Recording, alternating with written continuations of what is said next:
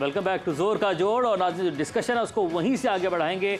और ब्रेक में भी मुझे भी हमारी बात चल रही थी कि जज्बात का बड़ा जो है अमल दखल होता है हमारी ज़िंदगियों में भी और एज अ प्लेयर आपके करियर पे भी। तो आपने 3 वर्ल्ड कप जो है वो पाकिस्तान को रिप्रेजेंट किया, तो किसी खिलाड़ी के करियर में और लीडर के जो है लीडरशिप में जज्बात का कितना अमल दखल होता है? जज्बात का होना बहुत ज़रूरी होता है। आप you have to be emotional basically to become a great player, to become a great cricketer, whoever you want to B.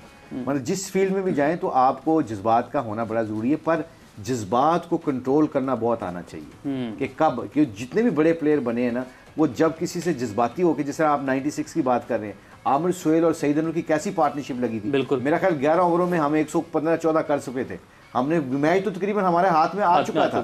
तो उसके बाद जो वो आउट हुए, चौका मार के जो उनको इशारा किया, वो आमिर सुहेल के जज्बात ठीक थे, मगर जज्बात के साथ अपने प्रोसेस को जब इंसान भूल जाता है ना और सिर्फ जज्बात के साथ फैसले करता है ना, फिर डेंजरस हो जाता है। जज्बात का अच्छा होना, जैसे मैं अगर ग्राहम हिक को कहता हूँ मार के दिखा, ग्राहम गूच को 92 के फाइनल में मैं उसको छेड़ रहा था कि तुम स्कोर नहीं कर रहा, तुम्हें शॉट नहीं मारनी आती, तुम मेरी गेंद को रीड नहीं कर रहे। अब मैं उसके साथ उसके जज्बात के साथ खेल रहा था, जज्बाती हो गए, मगर आई नो माई प्रोसेस कि मैंने कोई गंदा गेंद नहीं करना, मैंने गेंद को लाइन लेंथ पे फेंकना है, अपनी गेंद को सही जगह पे फेंकना है। जज्बात के साथ आपके जब प्रोसेस सही चल रहे होते हैं ना, ये लीथल कॉम्बिनेशन होता है। जज्बात का होना जरूरी है, बट उसके साथ अपने प्रोसेस को रिमेंबर करना वो बहुत जरूरी है। बिल्कुल।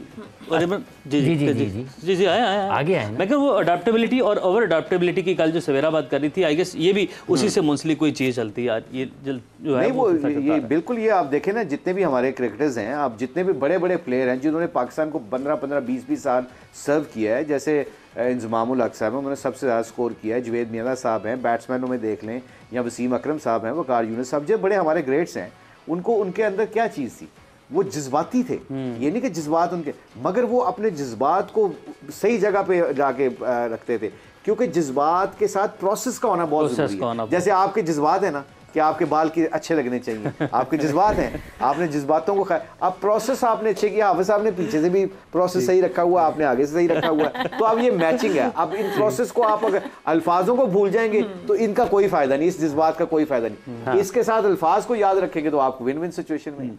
अच्छा जी, इकबाल बेग साहब भी साथ हैं। बेग साहब, जब हम 1996 के वर्ल्ड कप को याद करते हैं तो सबसे जो अहम मैच था वो पाकिस्तान और भारत का क्वार्टर फाइनल ही था।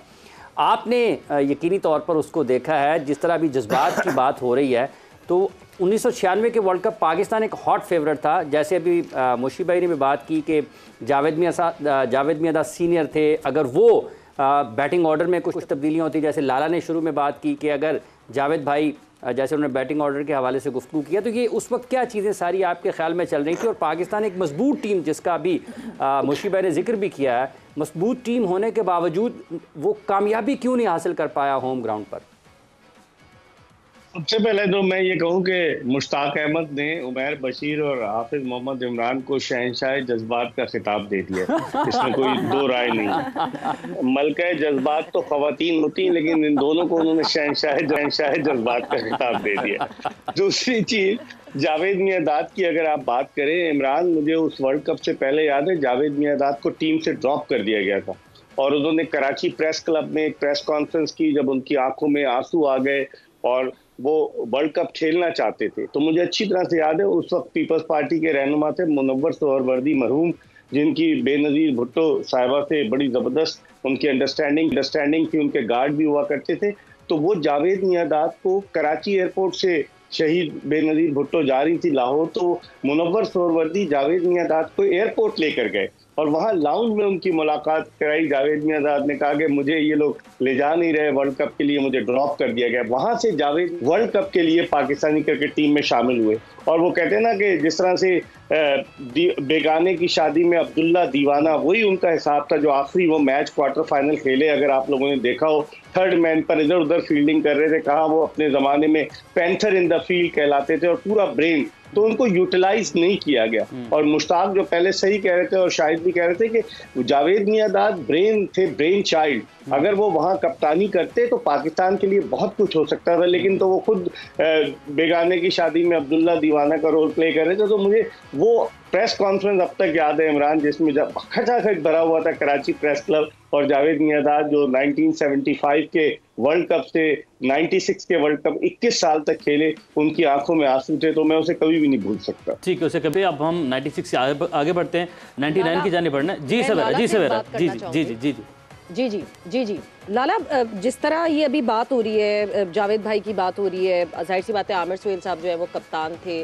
बट एक कैप्टन जिसके अंडर जब सीनियर प्लेयर्स होते हैं और ऑब्वियसली वो सीनियर प्लेयर अब उस कंटेंशन में होते हैं कि वो बनेंगे अगले कप्तान, बिकॉज ऑब्वियसली 92 के कप्तान नहीं थे, अब 96 में साथ, मुश्किल हो जाता है कैप्टन के लिए हैंडल करना उस माहौल को बेहतर करना टीम के लिए। May be this was one of the reasons कि हम 96 में उस तरह सक्सेसफुल नहीं हो सके, एक चैंपियन टीम 92 की, और वो क्वार्टर फाइनल से बाहर हो गए। देखिए, सीनियरिटी नो डाउट मैटर करती है और हमारे कल्चर का एक बहुत बड़ा हिस्सा है जो कहते हैं कि सीनियर है तो सीनियर को ही कप्तान बनाना चाहिए, लेकिन फिर बीच में से जब आप किसी जूनियर को बनाते हो तो वो सीनियर को अच्छा नहीं लगता। ये सिर्फ क्रिकेट की बात नहीं कर रहा, ये ओवरऑल पाकिस्तान में ये कल्चर हमारे हर डिपार्टमेंट के अंदर ये बहुत ज़्यादा डोमिनेट करता है। देखिए, थोड़ा सा बोर्ड का भी, जो जावेद भाई की बात हो रही है, बोर्ड को भी देखना चाहिए था कि एक सीनियर प्लेयर है, हाँ जावेद भाई को बुलाते, उनसे बात करते कि जी हम आप ही को कप्तान बना रहे हैं, लेकिन ये आपका लास्ट वर्ल्ड कप होगा, दैट्स इट, हमारे प्लान में आप आगे नहीं है एज अ कैप्टन या एज अ प्लेयर नहीं है। तो वही वाली बात घूम फिर के आ जाती है कि communication between boards and players, वो सबसे इंपॉर्टेंट चीज़ है। देखिए, अगर इस तरह की मिसालें बड़ी कम मिलती हैं कि किसी हमारे टाइम में भी जूनियर प्लेयर्स को बनाया जिसका रिजल्ट अच्छा नहीं है, तो सीनियर्स काफ़ी ज़्यादा नाराज़ थे, जो 4-5 इंक्लूडिंग माई सेल्फ, मैं भी नाराज़ था उनसे कि यार हक तो हम 4-5 लड़कों में से किसी का बनता है, आपने जूनियर को ला के बना दिया, ठीक है ना, और उसकी इतनी परफॉर्मेंस भी नहीं थी। तो ये चीज़ें होती हैं, ये नेचुरल भी है और ये कल्चर का हिस्सा भी है हमारा। लेकिन सबसे इंपॉर्टेंट चीज़ है कि जो मुशी भाई या हम बहुत पहले से बात कर रहे हैं कि बिटवीन बोर्ड एंड प्लेयर्स ये कम्युनिकेशन, चेयरमैन सिलेक्शन कमेटी, ये कम्युनिकेशन हर प्लेयर्स के साथ होनी चाहिए कि उन के प्लान में कप्तान या प्लेयर्स कब तक है, कौन सी सीरीज तक है, ये सबसे इंपॉर्टेंट चीज़ है। ठीक है, ये सबसे पता है कि ये शायद बिल्कुल ठीक है, बिल्कुल ठीक है, ये सेक्रीफाइस करना पड़ता है एज ए लीडर। आपको मॉर्गन, जब मैं इंग्लैंड की कप्तानी कर रहा था तो मॉर्गन को जब उन्होंने कप्तान बनाया तो हम बैठे हुए थे मीटिंग में, मैं उस मीटिंग में बैठा हुआ था, तो हमने मॉर्गन को कहा कि जी हम डिफरेंट ब्रांड क्रिकेट खेलना चाह रहे हैं जो आप इंग्लैंड खेल रहे हैं, व्हाइट बॉल, कि आप वो बहुत खुला खेलता है ना, तो स्ट्रॉस नहीं मानता था क्योंकि स्ट्रॉस को खेलना नहीं आता था ये, तो वो ईसीबी वाले घबराए हुए थे कि यार ये मानता ही नहीं है, तो उन्होंने कप्तान चेंज किया, तो मॉर्गन को कप्तान लेके आए। मॉर्गन ने कहा, मॉर्गन का कलकत्ता नाइट राइडर के साथ आईपीएल में बना, उस वक्त $5 लाख का कॉन्ट्रैक्ट हुआ, तो उसको बुला के कहा जी कि तुम्हें कप्तान बनाना चाह रहे हैं हम, तुम तैयार हो? उसने कहा जी गिव मी 2 days। 2 दिन के बाद उसने जिन लोगों से मशवरा किया वापस आया, मीटिंग हुई, ओवल के ऊपर मीटिंग थी हमारी, ओवल के ड्रेसिंग रूम में बैठ के जब हम कोचेस सेलेक्टर के साथ बैठ के मीटिंग कर रहे थे, and I was part of that meeting, तो उसने मॉर्गन ने आगे से कहा कि मैं एक शर्त पे कप्तानी लूँगा, मैं अपनी मर्जी की टीम मुझे देंगे आप, लड़का कोई मेरी मर्जी के बगैर ड्रॉप नहीं होगा, और उसके अलावा मुझे गारंटी दे दें कि जो भी मैं चाहूँगा वो मुझे मिलेगा, उसके बाद जिस तरह की आप ब्रांड चाहते हो हम खेलेंगे।